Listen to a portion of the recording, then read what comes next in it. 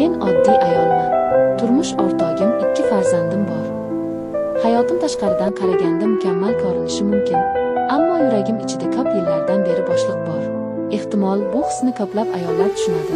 Mehr va e'tibor yetishmaganda inson o'zini yolg'iz his qila boshlaydi. Ertalablari uy ishlarini qilib, bolalarni maktabga jo'nataman. Turmush o'rtog'im ishga ketadi. Men esa o'zimcha qolaman. Ba'zan derazadan tashqariga qarab, kimligimni, haqiqiy orzularimni o'ylab ketaman. Balki ayol bo'lib, yuragimni kimdir yana uyg'otishini istagandirman. Hayotimni o'zgartirgan uchrashuv esa kutilmaganda sodir bo'ldi.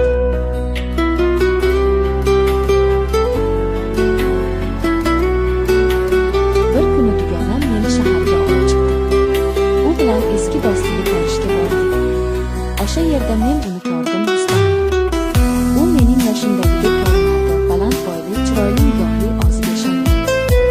Men unga qaragan zahotim yuragim hapriqib ketdi. Nima bo'ldi bilmadim, ammo ko'zlarim uning ko'zlaridan uzilmadi. Go'yo u menga qarab ko'nglimni o'qiyotgandek edi. Suhbatlarimiz oddiy gaplardan boshlandi. Ammo har bir so'zida bir iliqlik, bir mehr bor edi.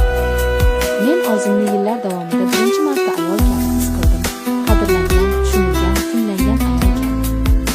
O'sha uchrashuvdan keyin yuragimni tinchlantirish qiyin bo'ldi. Men u haqda o'ylashni to'xtata olmadim. Erim yonimda edi, bolalarim yonimda edi, ammo qalbim boshqa joyga intilardi. Keyingi kuni u menga yozdi. Oddiy xabar, siz bilan suhbatlashish juda yoqimli bo'ldi. Shu qisqa jumla ham meni butun kun davomida xayol surishga majbur qildi. Men unga javob yozmaslikka harakat qildim, ammo qo'lim telefonga qayta-qayta bordi. Nihoyat qisqa qilib, menga ham yoqimli bo'ldi, deb yozdi. Shundan keyin bizning yozishmalarimiz boshlandi. Dastlab oddiy mavzularda, ish, hayot, qiziqishlar haqida edi. Lekin vaqt o'tishi bilan suhbatlarimiz tobora chuqurlashdi. U menga unutilgan hislarni qaytadan eslatdi, ehtiros, mehr, orzu. Rustam bilan yozishmalarimiz meni tobora o'ziga tortardi. U oddiy so'zlar bilan ham yuragimni erita olardi. Ba'zan kechqurunlar telefonga qarab uning xabarini kutardim. Yaxshi uxlang degan oddiy so'zlari ham meni shirin orzular olamiga olib kirardi. Bir kuni u menga shunday yozdi. Siz bilan ochiqchasiga gaplashsam bo'ladimi? Men hayron bo'ldim. Nima haqida? Men sizni ko'rganimdan beri yuragim tinchimayapti. Sizni yana uchratishni juda xohlayapman. Bu so'zlarni o'qiganimda yuragim qattiq ura boshladi. Men o'zimni ushlashga, mantiqni eslatishga harakat qildim. Axir men oilali ayolman. Ammo ichimdagi ayol ovozi, sen ham sevishga, e'tibor ko'rishga haqlisan, derdi. Nihoyat men unga uchrashishga rozi bo'ldim. Biz kichkina choyxonada uchrashdik. Oddiy joy, oddiy suhbat. Lekin men uchun bu juda katta ma'no kasb etardi. Rustamning ko'zlari menga qadalganida o'zimni butunlay boshqa dunyoda his qildim. U menga, siz juda chiroylisiz, lekin go'zalligingiz tashqi ko'rinishda emas, ko'nglingizda. Siz bilan gaplashsam, o'zimni bolaligimdagidek erkin his qilaman, dedi. Bu so'zlar meni larzaga soldi. Yillar davomida erimdan eshitmagan gaplarni bir begona aytdi. Shu ondayoq men o'zimni qo'yarga joy topdim. Ko'zlarimga yosh qalqib chiqdi. U esa buni ko'rib asta qo'limni ushladi. Uning qo'llari issiq, ishonchli edi. Shu qo'l ushlashning o'zi butun dunyoni unutishga yetarli edi. Oramizdagi yaqinlik kundan kunga oshib borardi. Biz ko'proq yozishar, tez-tez uchrashishga bahona topardik. Men har safar uni ko'rganimda yuragimda yonayotgan olov kuchayib borardi. Ammo shu bilan birga vijdonim qiynaladi. Uyga qaytgach, bolalarimga qarardim, erim bilan ovqatlanardim, ammo qalbim Rustam bilan edi. Bu ichki kurash meni charchatardi. Ba'zan yuklab yuborardim, o'zimni yomon his qilardim. Lekin yuragim buyruqni qabul qilmasdi.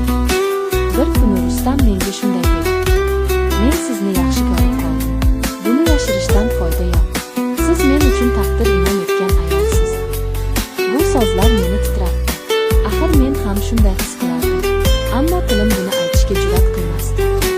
Men faqat ko'zlarim bilan unga javob berdim. Shu kundan boshlab bizning uchrashuvlarimiz yanada ehtirosli, yanada chuqur bo'lib bordi. U meni qadrlardi, men esa unga butun qalbim bilan ochilardim. Men o'zimni yana tirik, yana ayol kabi Lekin ichimda savol tug'ilar edi, bu qanday tugaydi? Men oilamni tashlab ketamanmi? Yoki bu hislarni yuragimda yashirib yashaymanmi? Rustam bilan bo'lgan uchrashuvlarim hayotimning eng yorqin daqiqalariga aylandi. Har safar uni ko'rganimda yuragim go'yo yosh qizning yuragidek haqiqat. Men o'zimni qanchalik yashirishga harakat qilsam ham, ko'zlarim, nigohlarim, har bir tabassumim meni fosh etardi. Bir kuni biz parkda uchrashdik. Bahor edi, daraxtlar yangi kurtak yozayotgan, qushlar sayrayotgan.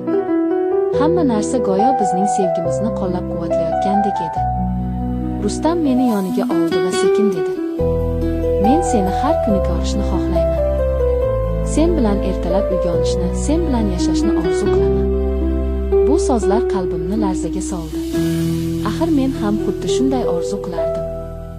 Lekin mening hayotim, oila, farzandlar, hammasi shu orzularimga to'sqinlik qilardi. Men unga qarab, qo'rquv va muhabbat aralash ovozda dedim: "Rustam, men seni juda yaxshi ko'rib qoldim. Lekin men oilamni tashlab keta olmayman. Bolalarimning ko'ziga qanday qarayman? Ular mening butun dunyoyim-ku." U sukut saqladi. Nigohida og'riq va tushkunlik ko'rinardi. Men esa yiglab yubordim. U qo'limni ushlab yuzimni siladi. "Men seni tushunaman. Seni qiynashni xohlamayman. Lekin shuni bil, sen mening taqdirimdagi eng muhim insonsan. Sen mening qalbimni uyg'otding." O'sha kun biz uzoq gaplashdik. Bizning sevgimiz go'yo osmonda yonib, tezda so'nayotgan yulduzday edi. Yorqin, issiq, ammo qisqa. Biz bir-birimizni sevgan bo'lsak-da, hayotimiz yo'llarimizni boshqa tomonga burardi. Uyga qaytgach, men ko'p o'yladim. Rustamni eslab yuragim yig'lar edi. Ammo bolalarimni quchoqlaganimda ular uchun yashashimni tushundim.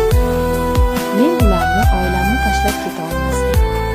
Bir necha kundan keyin Rustam menga yozdi: "Men seni doimo qalbimda saqlayman.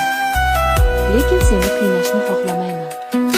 Balki bizning sevgimiz hayotimizni emas, yuraklarimizni bezash uchun berilgandir."